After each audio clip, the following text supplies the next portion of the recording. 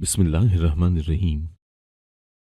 अनीला के चेहरे पर हमेशा एक सादगी और मासूमियत की झलक रहती थी, मगर उस झलक के पीछे एक थकन छुपी हुई थी जो गुर्बत और मुसलसल जिद्दोजहद ने उसकी आंखों में बसा दी थी।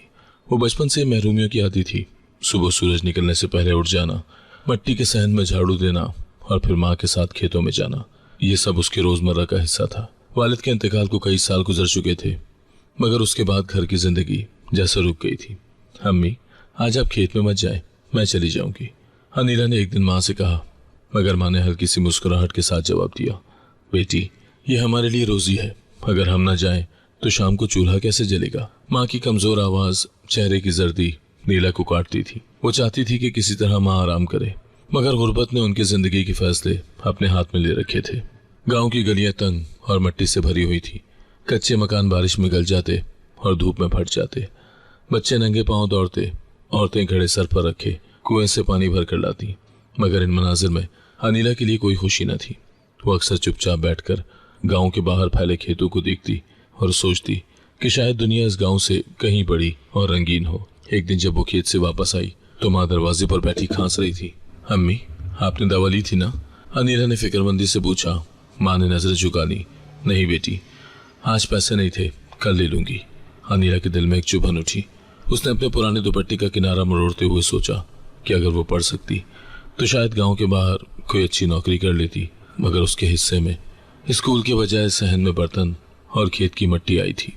रात के वक्त जब सब सो जाते तो अनीला सहन में चारपाई पर लेटकर आसमान को देखती। तारे जैसे उससे बातें करते, मगर उनमें भी एक दूरी का एहसास था।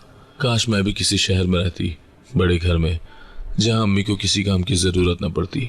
वो अपने दिल की बात खुद से करती, मगर फिर माँ की खांसी के दौरे की आवाज उसे हकीकत में वापस ले आती। मोहल्ले वाले कभी कभी हमदर्दी के अल्फाज जरूर बोलते, अल्लाह तुम्हारा हामी हो बेटा, मगर कोई भी अमली मदद के लिए आगे न बढ़ता। गांव की औरतें अपने अपने काम और मुश्किलात में उलझी रहती।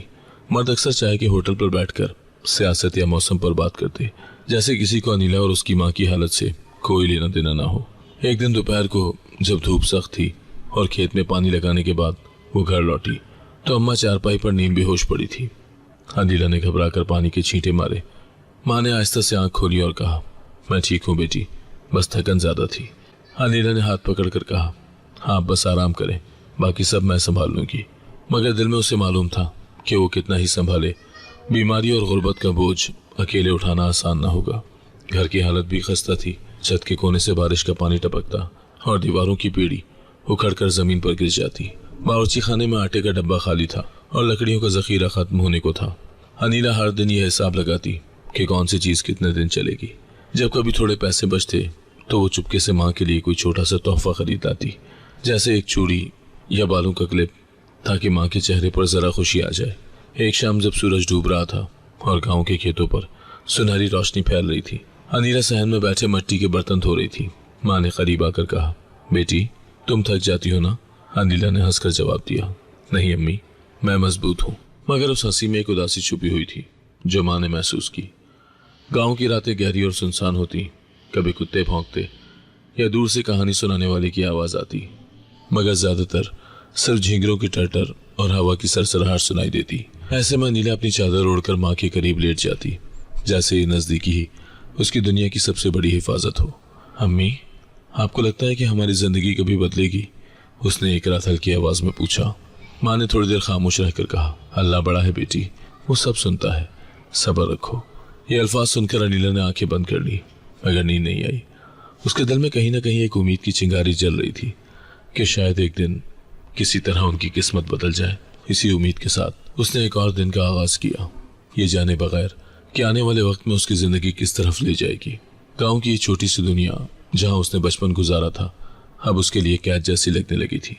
मगर कैद के दरवाजे कब और कैसे खुलेंगे, ये कहानी अभी बाकी थी। उस दिन गांव में एक अजीब सी हलचल थी। पिछले कई हफ्तों से गांव में कोई नया चेहरा नहीं आया था, मगर आज गली के मोड़ पर एक औरत नमूदार हुई जो बाकी औरतों से बिल्कुल मुख्तलिफ लगती थी। उसके लिबास और अंदाज में एक ऐसी चमक थी जो उस गांव की गर्द आलूद फिजा में अजनबी महसूस हो रही थी। रेशमी साड़ी सूरज की रोशनी में झिलमिला रही थी और उसके कानों में बड़े सुनहरी झुमके चमक रहे थे।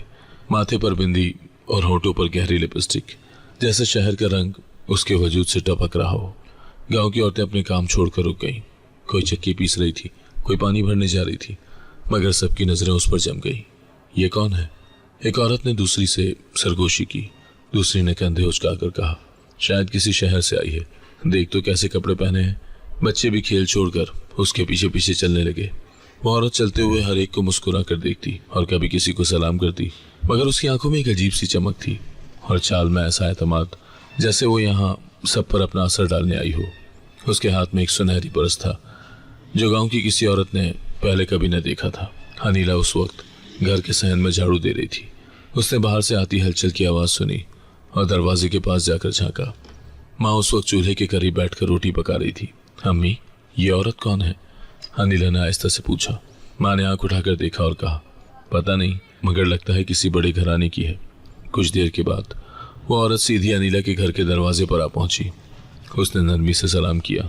अस्सलाम वालेकुम बीबी, मैं कुछ देर बैठ सकती हूँ? माँ ने फौरन चादर संभाली और कहा, जी जरूर, अंदर आ जाए। वो औरत सहन में आई। एक नज़र में घर का जायजा ले लिया। टूटे फूटे सहन, दीवारों पर पपड़ियाँ और कोने में रखा मिट्टी का पुराना कढ़ा। आपकी तबीयत ठीक है? औरत ने माँ से पूछा। माँ ने मुस्कुरा कर कहा, अल्लाह का शुक्र है बीबी, बस जरा खांसी और कमजोरी रहती है। औरत ने अफसोस का इजहार किया और पर्स से एक छोटा पैकेट निकाला। ये शहद है, शहर से लाई हूँ आपके लिए। माँ ने हैरत से उसे देखा। इतनी महंगी चीज क्यों दे रही है? उसके बाद औरत ने आहिस्ता आहिस्ता बातचीत शुरू की। मैं शहर में रहती हूँ और वहाँ बहुत से काम हैं जिनसे अच्छी कमाई हो जाती है। फिर उसने अनिला की तरफ देखा। इतनी अच्छी और तंदुरुस्त लड़की है, शहर जाकर 2-4 महीने में घर की हालत बदल सकती है।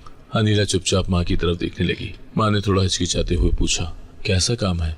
औरत ने फौरन कहा, आसान है, ज्यादा मेहनत नहीं करनी पड़ेगी और तनख्वाह भी अच्छी है।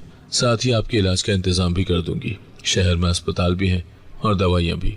ये सुनकर माँ ने एक लम्हे के लिए आंखें बंद की, जैसे किसी सोच में गुम हो गई हो। अनिला को याद आया कि पिछली रात माँ की खांसी से वो सो न सकी थी। अम्मी, अगर आपका इलाज हो जाए तो, उसने धीरे से कहा। माँ ने उसकी बात काट कर औरत से पूछा, शहर कब जाना होगा? अगर आप चाहें तो कल ही ले जा सकती हूँ। औरत ने फौरन जवाब दिया, मैं रिहाइश का इंतजाम भी कर दूंगी, आपको फिक्र करने की जरूरत नहीं। उसके लहजे में एक यकीन था जो माँ के दिल को छू रहा था। इसी दौरान मोहल्ले की एक औरत दरवाजे पर आकर खड़ी हो गई। ये कौन है? उसने तजस्सुस से पूछा। औरत ने मुस्कुरा कर कहा, मैं शहर से आई हूँ, कुछ अच्छा करने का इरादा है। मगर उसकी आंखों में एक ऐसी बात छुपी थी जो अल्फाज में नहीं थी। मोहल्ले वाली चुपचाप चली गई, मगर जाते हुए कई बार पीछे मुड़कर देखा। शाम ढलने लगी तो औरत जाने को उठी। जाते वक्त उसने कहा, सोच लीजिए, शहर में मौके ज्यादा है, यहाँ गांव में तो सिर्फ मेहनत है और कमाई कम। उसके जाने के बाद माँ और अनिला काफी देर तक खामोश रही। आखिरकार माँ ने कहा, बेटी, मैं जानती हूँ ये आसान फैसला नहीं, मगर तुम्हारे लिए बेहतर जिंदगी जरूरी है।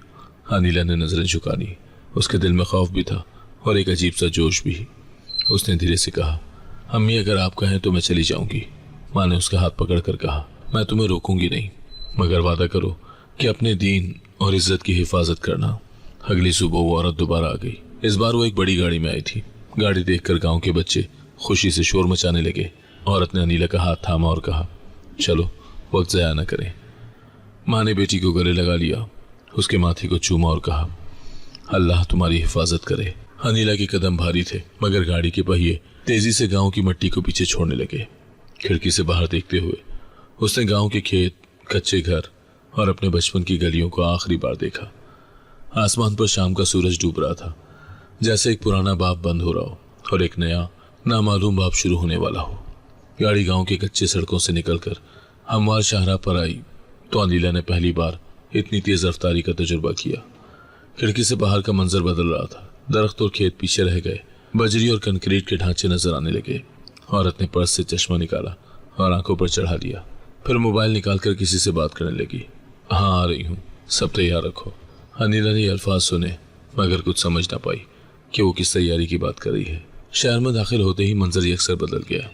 ऊंची इमारतें, रंग बिरंगी रोशनियों वाले बोर्ड और मुसलसल बजती हॉर्न की आवाजें। बस स्टॉप के करीब दर्जनों लोग भाग रहे थे, जैसे हर कोई वक्त से आगे निकलने की कोशिश में हो। अनिला ने आहिस्ता से कहा, ये कितना शोर है? औरत ने हंसते हुए जवाब दिया, ये शोर नहीं बेटी, ये शहर की धड़कन है। यहाँ खामोशी नहीं मिलती। गाड़ी एक बड़े बाजार के करीब से गुजरी। दोनों तरफ दुकानें कतार में थी। कहीं कपड़ों के अंबार, कहीं जेवरात की शोकेस और कहीं खाने पीने की खुशबू। एक जगह 5 मंजिला शॉपिंग प्लाजा की छत पर रोशनियां झिलमिलाती थी। औरत ने कहा, यह सब तुम्हें देखना है, मगर पहले वहां चलें जहां मैं तुम्हें ले जाना चाहती हूँ। कुछ देर के बाद गाड़ी मरकजी सड़क छोड़कर एक तंग गली में मुड़ गई। गली के दोनों तरफ पुरानी इमारतें थी जिनकी बालकनियों से कपड़े लटक रहे थे। छोटे छोटे बच्चे गली में खेल रहे थे और दुकानों पर लोग जोर जोर से सौदा बेच रहे थे। औरत गाड़ी से उतरी और ड्राइवर को कहा, यहीं रहो, हम जल्द आ जाएंगे। फिर उसने अनीला का हाथ पकड़कर चलना शुरू किया। गली मजीद तंग हो गई। आखिरकार एक मोड़ पर वो एक पुरानी खस्ताहाल हवेली के सामने पहुंचे। दरवाजे पर लाल पर्दे लटक रहे थे जिन पर सुनहरी कढ़ाई की गई थी। दरवाजे के ऊपर पुराना सा बोर्ड टंगा था, मगर उसके हुरूफ मिट चुके थे। औरत ने पर्दा हटाया और अंदर दाखिल हो गई। अनीला ने अंदर कदम रखा तो एक अजीब सी तेज खुशबू उसके नथनों से टकराई, जैसे कई तरह के इतर मिलाए गए हों। कमरे के कोने में एक आदमी हारमोनियम बजा रहा था। एक गुलकारा धीमी आवाज में गाना गाई जा रही थी। फर्श पर कालीन बिछे थे और दीवारों पर रंगीन शीशे लगे थे जो हल्की रोशनी में चमक रहे थे। चंद मर्द कमरे में बैठे थे, कुछ पान चबा रहे थे, कुछ सिगरेट के धुएं के हल्के बना रहे थे। जैसे ही अनीला अंदर आई, सबकी नजरें उस पर जम गई। ये नजरें ऐसी थीं जो उसने गांव में कभी महसूस न की थी, खुलकर, बेबाक और भारी। अनीला ने घबराकर औरत का हाथ मजबूती से पकड़ लिया। ये कौन सी जगह है? अनीला ने धीरे से पूछा। औरत ने जवाब न दिया, बस आगे बढ़ती गई। राहदारी में हंसी की आवाजें और गाने की धुनें तेज हो रही थी। एक कमरे के दरवाजे पर 2 औरतें बैठी थीं, भारी मेकअप किए, चूड़ियां पहने, और उनके सामने चाय के कप रखे थे। जैसे ही अनीला गुजरी, वे एक दूसरे को देखकर मुस्कुराई। औरत ने उसे कमरे में धकेल दिया। कमरा छोटा था मगर सजावट में रंगीनी थी। दीवारों पर लाल और सुनहरी पर्दे, रंगीन शीशे से बनी खिड़कियां और फर्श पर पुराने मगर नरम कालीन। एक कोने में आईना था जिसके सामने सिंगार का सामान रखा था, कंघी, लिपस्टिक, सुरमा और खुशबू की बोतलें। यहाँ बैठो, मैं भी आती हूँ, औरत ने कहा और दरवाजा आहिस्ता से बंद कर दिया। अनीला ने घबराकर कमरे का जायजा लिया। पर्दे के पीछे से हंसी और गाने की आवाजें आ रही थी, साथ ही कहीं दूर से तालियां बजने की आवाज भी। वो आहिस्ता आहिस्ता खिड़की की तरफ बढ़ी, मगर शीशे के पीछे बस एक धुंधला सा मंजर नजर आ रहा था। चंद लम्हों के बाद कमरे का दरवाजा हल्का सा खुला और एक लड़की अंदर झांकने लगी। नहीं आई हो? उसने सरगोशी की। अनीला ने सर हिलाया। लड़की ने कहा, जल्दी आदि हो जाओ वरना मुश्किल होगी। ये कहकर वो हंस दी और वापस चली गई। अनीला का दिल और तेज धड़कने लगा।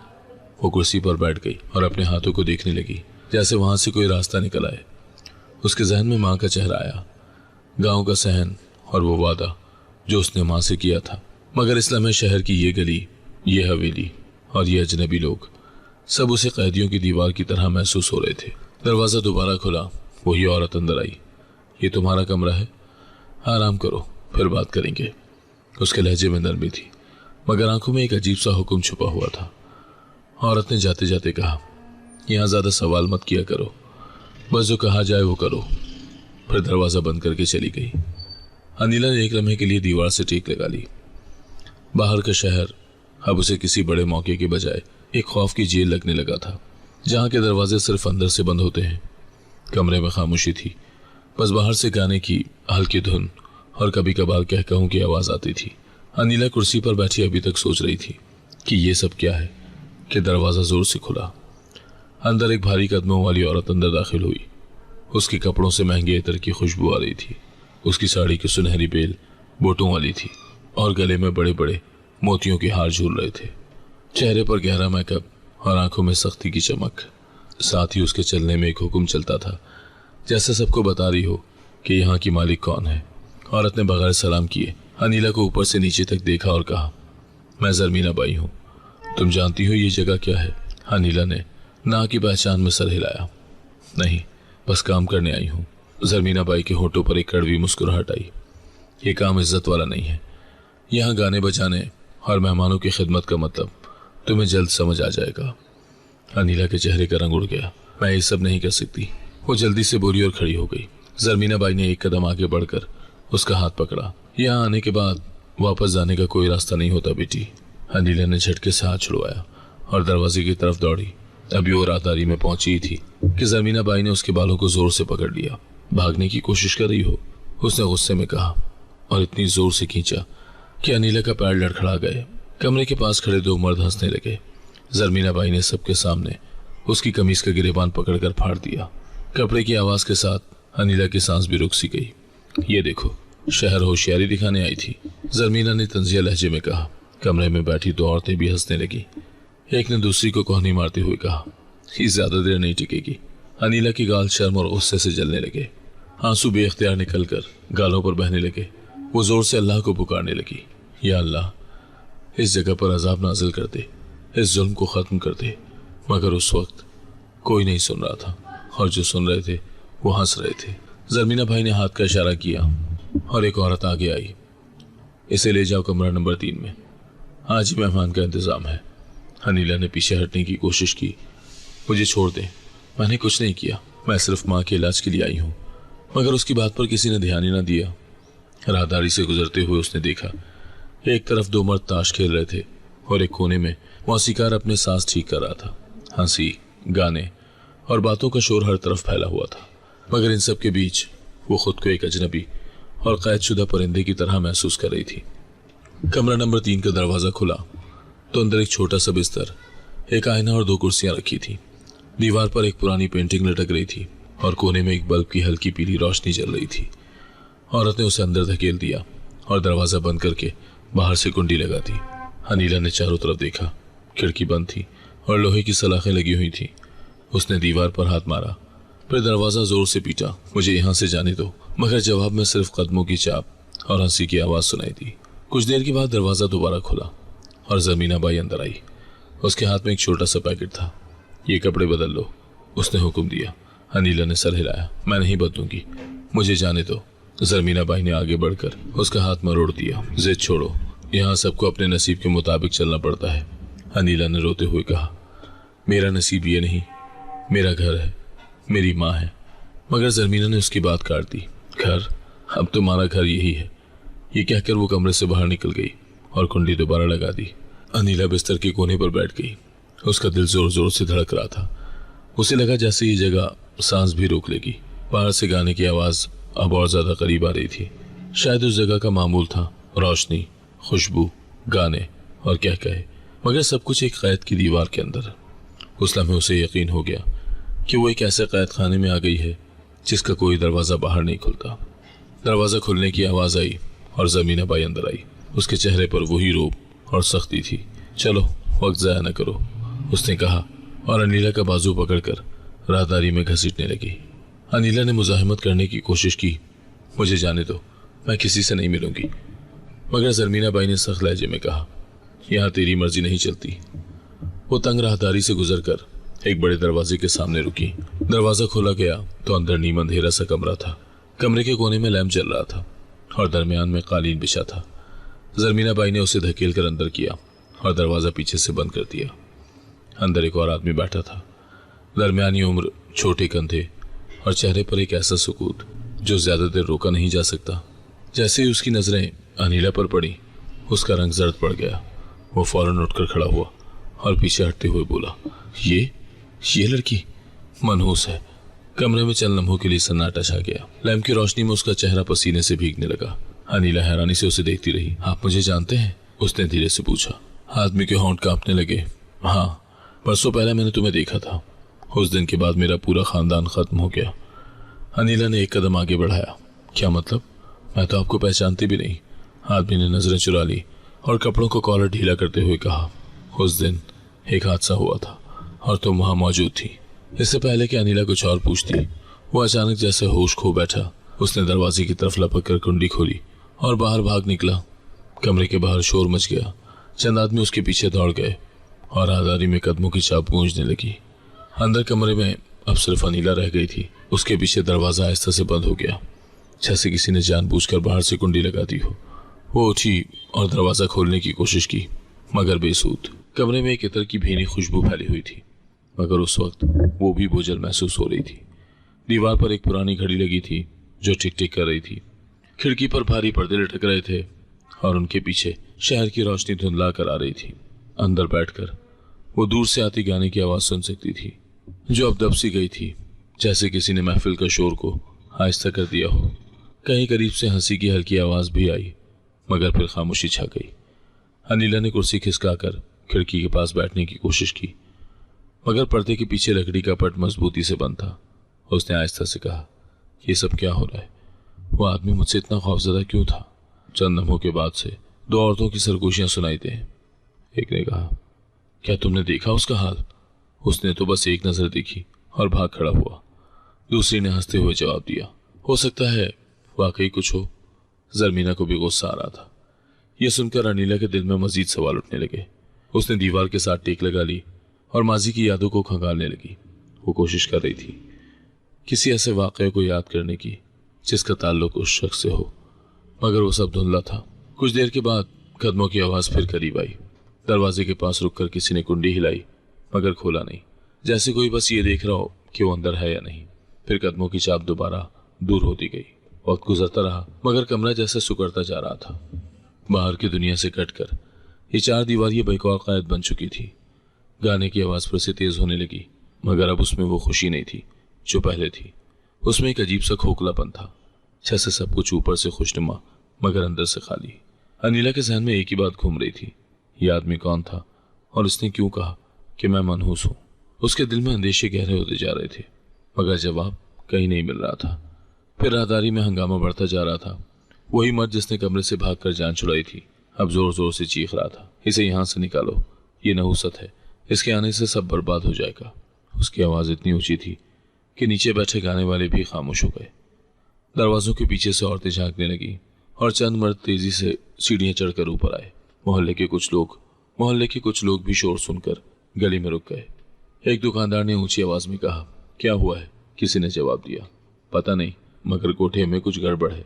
लोग एक दूसरे से बातें करने लगे और फिर सबकी नजरें ऊपर की तरफ हो गई, जहां खिड़कियों के पीछे हल्की हल्की रोशनी और हरकत नजर आ रही थी। इसी दौरान एक जोरदार चटाक की आवाज आई। कोई चिल्लाया, बिजली का तार गिर गया। अचानक गली के एक कोने से चिंगारियां उड़ी और चंद लम्हों में तार फर्श पर गिरकर लिपटने लगे। धात के खंभे से निकलने वाले करंट की आवाज और इन चिंगारियों की रोशनी ने लोगों को खौफ में मुब्तला कर दिया। पहले तो सब साकत हो गए, फिर एक औरत चीखी, आग लग गई और वाकई सामने वाले मकान की छत से शोले लपकने लगे। हवा तेज थी जिससे आग जल्दी फैल गई। कुछ ही देर में कोठे के पर्दे भी जलने लगे। अंदर गाने और कहकहों की जगह चीखों पुकारने ले ली। जरमीना बाई की आवाज सुनाई दी, सब नीचे भागो, पानी लाओ।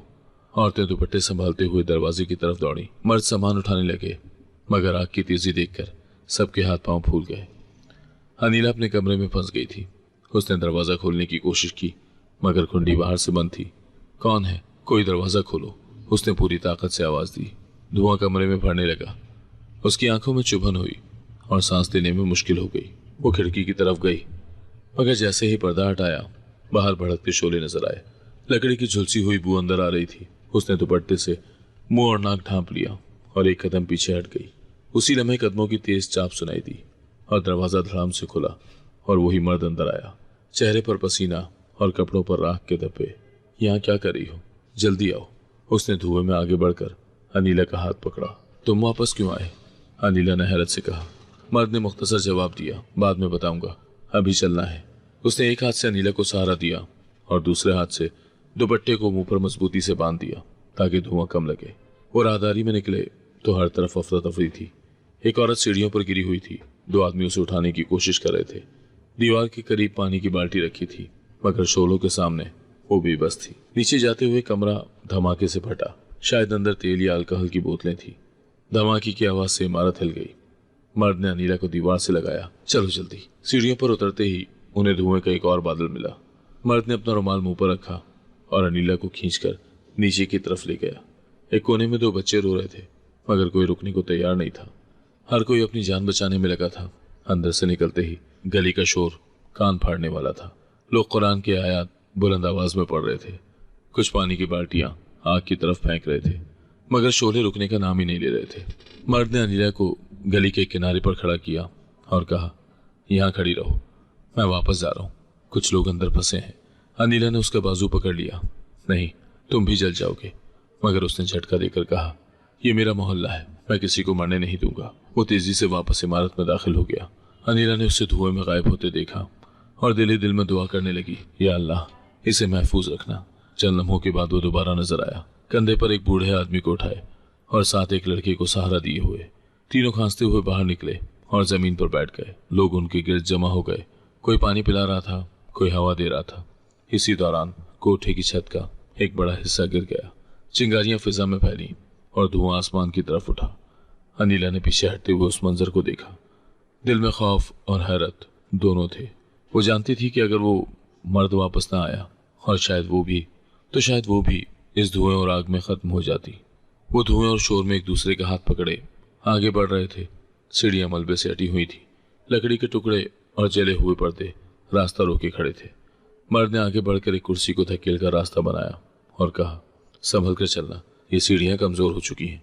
अनीला ने खांसते हुए कहा, हम कहाँ जा रहे हैं? उसने जवाब दिया, पीछे का दरवाजा महफूज हो सकता है। वो एक राहदारी से गुजरे जहां छत का पलस्तर टूटकर जमीन पर गिरा हुआ था। एक कमरे के अंदर से किसी औरत की मदद के लिए चीखने की आवाज आई, मगर शोलों की गर्मी और धुआं इतना बढ़ गया था कि वहां रुकना मुमकिन न था। मर्द ने एक लम्हा रुककर मुड़कर देखा, फिर आहिस्ता से कहा, अगर हम यहाँ रुकेंगे तो हम भी नहीं बचेंगे। पीछे की तरफ जाते हुए वो एक छोटे सहन में पहुंचे। सहन के एक कोने में लोहे का दरवाजा था, मगर उस पर जंजीर लगी हुई थी। मर्द ने जोर से जंजीर को खींचा, मगर वो टस से मस न हुई। हटो पीछे, उसने कहा और करीब पड़े लकड़ी के डंडे से जंजीर को तोड़ने की कोशिश की। 3-4 ज़रबों के बाद वो जंजीर टूट गई और दरवाजा खुल गया। बाहर की हवा अंदर आई तो दोनों ने एक साथ गहरा सांस लिया। वो गली में निकले ही थे कि मर्द ने अचानक कहा, तुम्हें पता है मैं तुम्हें क्यों मनहूस समझता हूँ?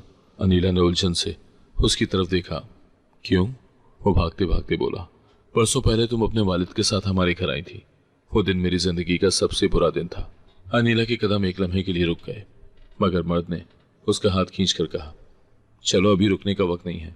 आगे बढ़ते हुए वो बोला, हम सब लोग एक कमरे में बैठे थे, हंसी मजाक हो रहा था। अचानक एक कमरे की छत गिर गई। मेरे माँ बाप, बहन भाई सब उसके नीचे दब गए। अनीला ने धक से कहा, मैं तो बस अपने वालिद के साथ मेहमान के तौर पर आई थी। मर्द की आवाज भारी हो गई। हो सकता है, मगर तुम्हारे आने के चंद घंटे के बाद मेरा सब कुछ खत्म हो गया। उस दिन से मैं तुम्हें मनहूस समझता रहा। वो दोनों अब गली में थे, मगर धुएं ने आसमान को सुर्ख कर दिया था। लोग अपने घरों से सामान निकाल कर भाग रहे थे। कोई पानी फेंक रहा था, कोई बच्चों को संभाल रहा था। एक बूढ़ी औरत जमीन पर बैठी रो रही थी। उसका घर शोलों में घिरा हुआ था। अनीला ने चारों तरफ देखा। ये सब कितनी जल्दी हो गया? अभी थोड़ी देर पहले ही सब ठीक था। मर्द ने सर हिलाया। आग हमेशा ऐसे ही आती है, खबर नहीं देती। एक मोड़ पर वो रुक गए क्योंकि रास्ता मलबे से भरा हुआ था। एक नौजवान लड़का लकड़ी के बड़े टुकड़े हटा रहा था।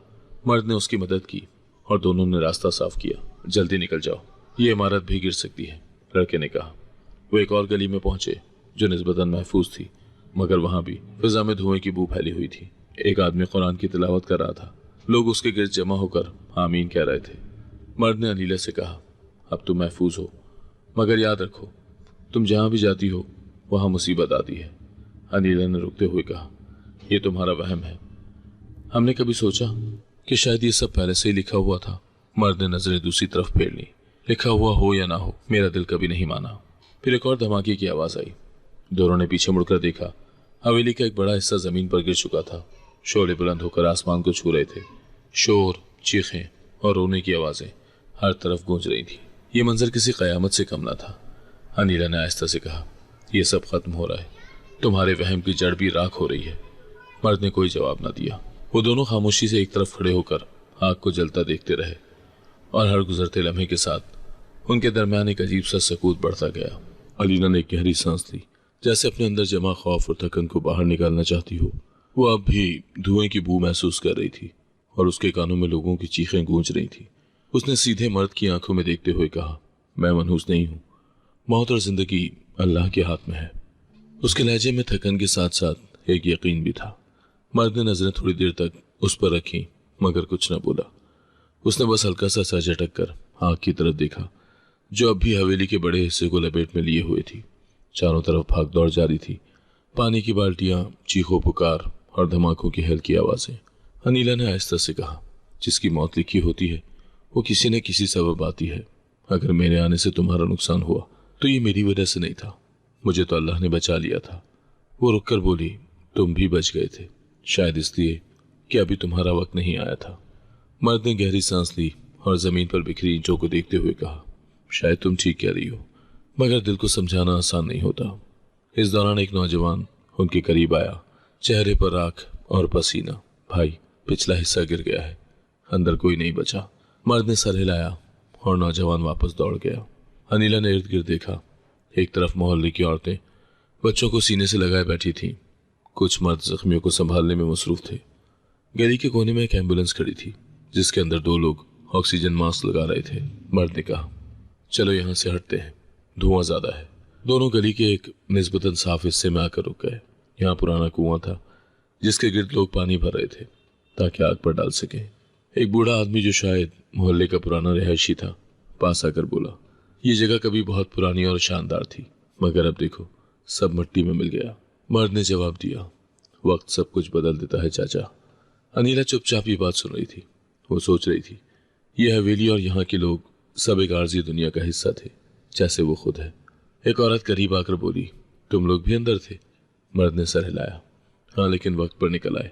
औरत ने शुक्र अदा किया और कहा, अल्लाह ने बचा लिया, बाकी सब तो राख हो गया।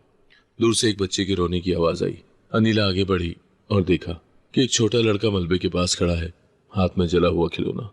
उसने झुककर कहा, बेटा आओ यहाँ बैठो, तुम्हें चोट तो नहीं आई? लड़के ने सर हिलाया और आहिस्ता से उसका हाथ पकड़ लिया। मर्द ने करीब आकर बच्चे को अपने कंधे पर बिठा दिया। चंद लम्हे वो दोनों खामोश खड़े रहे। आग की लपटें अब भी फिजा को रोशन कर रही थी और धुएं का बादल आसमान में फैल चुका था। अनिला ने हल्की आवाज में कहा, तुम्हें अभी भी लगता है कि मैं मनहूस हूँ? मर्द ने इस बार सीधे उसकी तरफ देखा, फिर धीरे से बोला, पता नहीं, लेकिन आज तुमने मेरा जाना पहचाना खौफ तोड़ दिया है। अनिला ने एक लम्हे को सोचा, शायद ये जवाब ही उसके लिए काफी है। हवेली के मलबे में से अब कभी कभार चिंगारी उठती और बुझ जाती। उनके दरमियान खामोशी रही, लेकिन ये खामोशी पहले की तरह बोझल नहीं थी। अचानक एक जोरदार धमाका हुआ जिसने जमीन को हिला दिया। लोगों के कदम एक लम्हे के लिए रुक गए, फिर सबने पीछे मुड़कर देखा। हवेली के अंदर से शोले और धुआं आसमान की तरफ उठने लगे, जैसे कोई आतिशफशा फट पड़ा हो। उस धमाके की आवाज गलियों में गूंजती रही और खिड़कियों के शीशे हल्के हल्के लरजने लगे। करीब खड़े एक शख्स ने कहा, शायद अंदर गैस का सिलेंडर फट गया है। दूसरे ने जवाब दिया, हाँ, और अब कुछ बचने वाला नहीं। मर्द और अनिला भी धमाके की शिद्दत से एकदम पीछे हट गए। शोले इतने तेज थे कि पानी की बाल्टियां डालने वाले मर्द भी घबरा कर पीछे हट गए। एक नौजवान लड़का दौड़कर कुएं से पानी भर लाया, मगर उसका छोटा सा मग आग की शिद्दत के आगे बेबस था। एक औरत ने ऊंची आवाज में कहा, अब अल्लाह ही बचा सकता है। अनिला ने मलबे और शोलों को देखा, वही जगह जहां वो कैद की तरह दिन गुजारने पर मजबूर थी, अब लम्हों में राख में बदल रही थी। उसके दिल में एक अजीब सा सुकून आया, जैसे किसी ने उसकी रूह से एक भारी जंजीर काट दी हो। मर्द ने आहिस्ता से कहा, ये वही जगह थी जहां तुम्हें पहली बार देखा था और जिसे देखकर मेरे अंदर खौफ भर गया था। अनिला ने जवाब दिया, और आज तुम अपनी आंखों से देख रहे हो कि ये सब खत्म हो गया। करीब एक बच्चा अपने बाप का हाथ पकड़कर बोला, अब ये हवेली कभी नहीं बनेगी। बाप ने सर पर हाथ फेरते हुए कहा, नहीं बेटा, अब बस यहाँ यादें और मिट्टी रह जाएंगे। आग की रोशनी में गली के चेहरे सुनहरी और सुर्ख नजर आ रहे थे। कुछ लोग मोबाइल पर वीडियोस बना रहे थे, कुछ ने अपने कपड़ों से मुंह और नाक ढांप रखा था। फिजा में जले हुए लकड़ी और कपड़ों की बू फैली हुई थी। एक बूढ़ा आदमी जो शायद इस गली में सालों से रहता था आगे बढ़ा और कहने लगा, ये जगह कभी महफिलों से आबाद थी, गाने की आवाज दूर तक सुनाई देती थी, अब देखो सब खत्म। मर्द ने उससे पूछा, चाचा क्या ये सब किस्मत थी?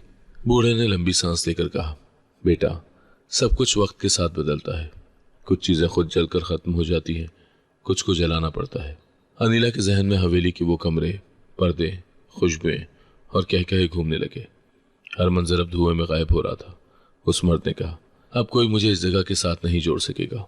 मर्द ने मुख्तसर से जवाब दिया, हाँ, अब नहीं। धमाके के बाद भी छोटे छोटे धमाकों की आवाजें आ रही थी, शायद अंदर बाकी सामान जलकर फट रहा था। लोग बार बार पीछे हट रहे थे क्योंकि शोले कभी कभार बाहर को लपक जाते। मोहल्ले के चंद नौजवान एक साथ होकर पाइप से पानी डालने लगे। एक ने कहा, जल्दी करो वरना ये आग साथ वाले मकान को भी लपेट में ले लेगी। 2 औरतें एक कोने में बैठकर सूरह फलक और सूरह नास पढ़ रही थी। अनिला ने मर्द से कहा, मैं अब यहाँ से जाना चाहती हूँ, ये मंजर हमेशा के लिए मेरी याद में बस गया है। मर्द ने गर्दन हिलाई। चलो हम यहाँ से निकलते हैं। दोनों आहिस्ता आहिस्ता आग से दूर जाने लगे, मगर पीछे मुड़कर एक आखिरी नजर डाली। उस आखिरी नजर में सब कुछ था। आग का सुर्ख रंग, धुएं का स्याह बादल, लोगों की भाग दौड़ और एक पुरानी दुनिया का इख्तिताम। अनिला के लिए यह मंजर उस कैद खाने की खात्मे की अलामत बन गया था। आग से दूर एक सुनसान गली में पहुंचकर अनिला ने रुककर कहा, मैं अब यहां मजीद नहीं रह सकती, मैं वापस अपने घर जाना चाहती हूं। मर्द ने एक लम्हा उसकी तरफ देखा, फिर मजबूत लहजे में कहा, ठीक है, कल सुबह मैं तुम्हें गांव छोड़ाऊंगा। उसके अल्फाज में कोई हिचकिचाहट नहीं थी, जैसे ये फैसला वो पहले ही कर चुका हो। रात उन्होंने एक छोटे से मुसाफिर खाने में गुजारी, जो मोहल्ले से कुछ फासले पर था। कमरे में बस 2 चारपाइयां, एक मिट्टी का जग और खिड़की के पास एक छोटा दिया जल रहा था। अनिला ने थकन से चादर ओढ़ ली, मगर नींद आसानी से नहीं आ रही थी। मर्द एक कोने में बैठा पानी पी रहा था। तुम इतने बरस बाद गांव जाओगी तो सब हैरान हो गए, उसने कहा। अनिला ने आहिस्ता से जवाब दिया, हैरान होने दो, कम से कम मैं अपनी माँ के पास तो होंगी। सुबह सूरज निकलते ही वो दोनों निकल पड़े। मर्द ने एक छोटी वैन का इंतजाम किया था। शहर की भीड़ पीछे रह गई और सड़क खेतों के बीच से गुजरने लगी। हवा में मिट्टी और फसलों की खुशबू थी, जो अनिला के लिए अजनबी नहीं थी। रास्ते में वो कम बोले, बस कभी कभार मर्द किसी गांव या दरख्त की तरफ इशारा करके बता देता कि ये जगह उसे याद है। दोपहर तक वो गांव के किनारे पहुंच गए। गांव की पुरानी कच्ची सड़क और इर्द गिर्द फैले खेत देखकर अनिला के दिल में एक अजीब सा सुकून उतर आया। वैन जब उसके घर के सामने रुकी तो दरवाजे पर माँ खड़ी थी। उसने दूर से ही अनिला को पहचान लिया और दौड़ती हुई आगे आई। बेटी, उसने अनिला को गले से लगा लिया। आंखों से खुशी के आंसू बहने लगे। मर्द ने एहतरामन सलाम किया और कहा, माँ जी, आपकी बेटी अब घर आ गई है। अगर इजाजत दें तो मैं इसे घर बैठे कढ़ाई का काम देना चाहता हूँ। माँ ने हाथ उठाकर दुआ दी। अल्लाह तुम्हारा भला करे बेटे। घर के अंदर आकर अनिला ने माँ को सब कुछ नहीं बताया, बस इतना कहा कि वो शहर में एक मुश्किल जगह पर थी और अब सब ठीक है। मर्द ने जाते हुए कहा, मैं हफ्ते में एक बार काम ले आऊंगा और पैसे यहीं दे जाऊं। चंद दिनों में मर्द ने वादे के मुताबिक कढ़ाई का काम भेजना शुरू कर दिया। कपड़े, धागे और डिजाइन के पैटर्न एक संदूक में आते और अनिला शाम तक काम मुकम्मल करने की कोशिश करती। हर हफ्ते वो मर्द आता, मुकम्मल कपड़े लेकर पैसे रख जाता। ये तुम्हारी मेहनत का मुआवजा है, वो कहता। अनिला शुक्रगुजार मुस्कुराहट के साथ लेती और माँ के इलाज और घर के खर्च पर लगा देती। माँ की हालत भी आहिस्ता आहिस्ता बेहतर होने लगी। दवाइयों का बाकायदा इस्तेमाल और बेहतर खाने पीने ने उसकी कमजोरी कम कर दी। शाम के वक्त वो दोनों सहन में बैठकर चाय पीती और गांव के बदलते रंग देखती। एक दिन माँ ने कहा, बेटी, मैं देख रही हूँ तुम अब पहले से ज्यादा संभल गई हो।